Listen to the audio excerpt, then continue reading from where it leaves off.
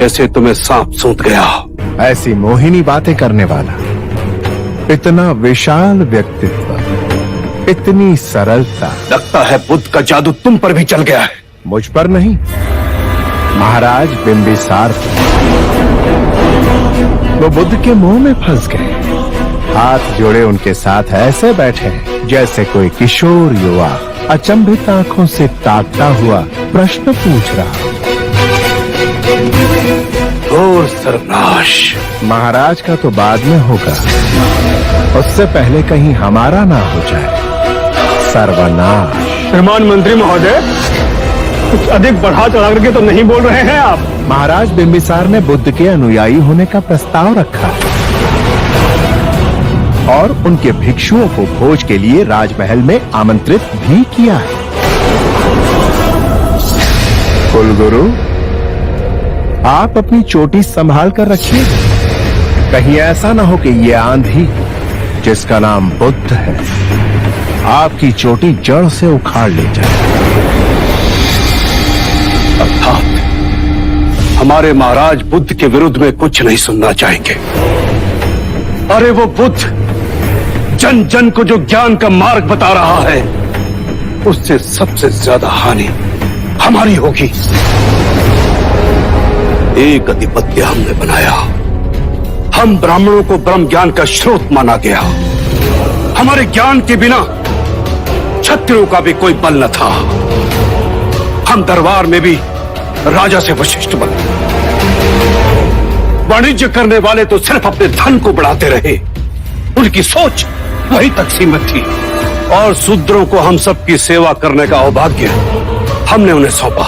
ये व्यवस्थित ढांचा जो सदियों से चलता आ रहा है, एक व्यक्ति जो क्षत्रिय है, सिद्धार्थ गौतम, ब्राह्मणों से उच्च श्रेणी में पहुंच सारी व्यवस्था को तहस नहस कर देगा। गुरुवर्य, हमारे धर्म का क्या होगा? क्या होगा हमारे धर्म का? धर्म तो हम ही है ना। हमारे शत्रु के मित्र हमारे महाराज, तो क्यों ना हम अपने शत्रु के विरुद्ध एक नया शत्रु पैदा करें। अरे ये बहुत गंदी राजनीति है। हम ब्राह्मणों को ये सब कुछ शोभा नहीं देता, परंतु हम कर भी क्या सकते हैं। हमें अपने धर्म की रक्षा करनी है। हम अपने रक्षक तैनात करेंगे जो हमारी छत्र छाया बन सके, जो हमारी बात मान सके, युवा हो जिन्हें उकसाया जा सके, विवेक और विचार जिनके साए से कोसों दूर दूर तक भागे, संपूर्ण क्षत्रिय स्वभाव हो, जिनके हाथों में हमारे महाराज कठपुतली बनकर नाचे। ऐसा कोई है? हाँ, है एक, जिसके जन्म कुंडली में लिखा है वो अपने पिता का विनाशक होगा। हमारे महाराज बिंबिसार का पुत्र युवराज अजात शत्रु, जिसका नाम भी शत्रु पड़ा, जो अपने पिता का शत्रु होगा। हमारे शत्रु का शत्रु बनेगा अजात शत्रु।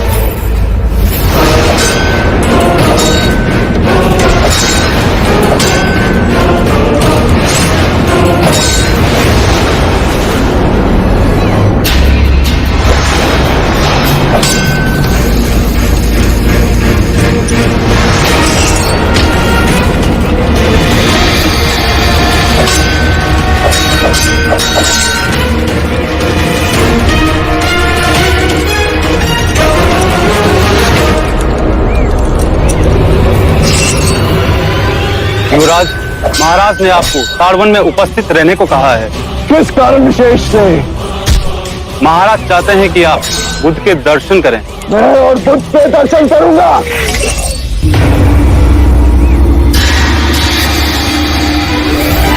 उस क्षत्रिय से जो शत्रु के नाम पे कलंक, जो पलायनवादी, महाराज को भी क्या सूझी। उनसे कहना कि मैं आने में असमर्थ हूं।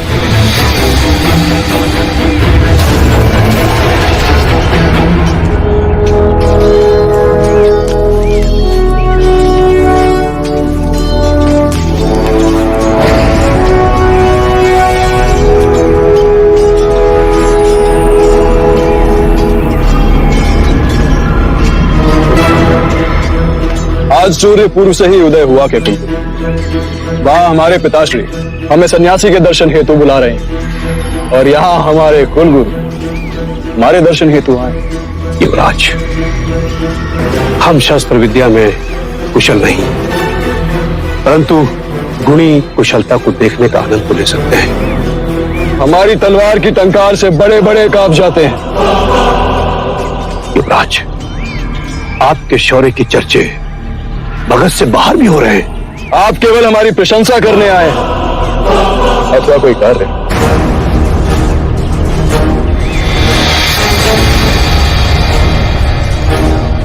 युवराज, भगत की आशाएं आपसे बढ़ गई हैं। क्यों? हमारे पिताश्री महाराज बिंबिसार तो है ना, कुशल शासक, जनप्रिय, न्यायमूर्ति। युवराज, महाराज जिस राह पर चल रहे हैं उससे कहीं मगध का परचम सीमित रहकर राजगृह तक न रह जाए, बस इसकी चिंता है मुझे। ऐसा क्यों हो? साधुओं और ढोंगियों के चक्कर में पड़ेंगे तो यही तो होगा। आपका आशय बुद्ध की ओर। हाँ, वो बुद्ध महाराज बिंबिसार को चक्रवर्ती सम्राट बनने के लक्ष्य से भ्रमित कर रहा है। इतनी बात तो नहीं सुनेंगे महाराज उसकी।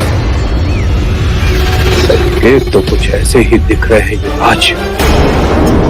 महाराज बुद्ध के मोहजाल में फंसते जा रहे हैं। कहीं उनकी बातों पे आकर वो हमारे धर्म को अपमानित न कर बैठे। अपनी पसंद नापसंद ये तो एक व्यक्तिगत राय है, उसे सारे देश पर थोपना या फिर हम ब्राह्मणों के साथ अन्याय हुआ तो? आप कल्पना के घोड़े न दौड़ाएं कुलगुरु।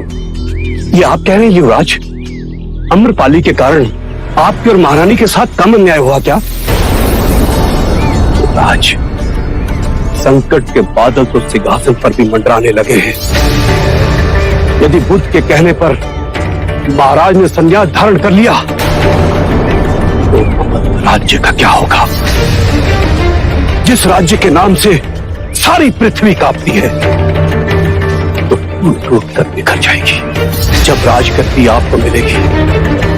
मगध का राज्य चंद गांव के बीच में सिमट कर रह गया तो बस यही चिंता मुझे खाई जाती है। ये तो अनर्थ होगा। इस अनर्थ को रोकेगा कौन? एक क्षत्रिय, एक वीर योद्धा महाबली, वो आपसे बढ़कर कोई नहीं हो सकता। तो मेरा भी वचन है आपको।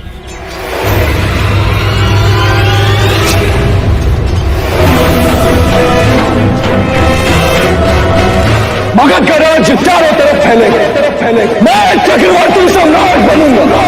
मेरे नाम का लोहा पूरा विश्व मानेगा और हमारे विचार का ब्राह्मण सत्ता के भागीदारी बनेगा। प्रणाम गुरुदेव। महाराज बिंबिसार ने आपके लिए रथ भेजा है, चलने की कृपा कीजिए। धन्यवाद, परंतु आप महाराज से कह दीजिएगा कि मैं अपने भिक्षुओं के साथ राजमहल चलकर आ रहा हूं। जैसी आपकी आज्ञा गुरुदेव।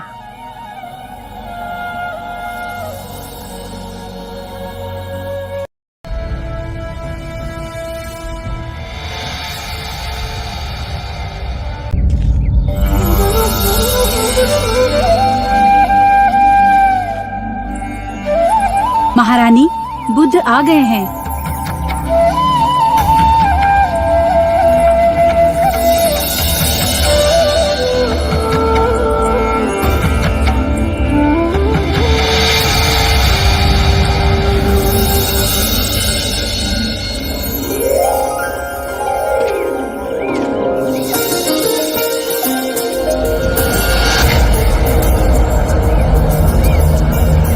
ये मेरी पत्नी है,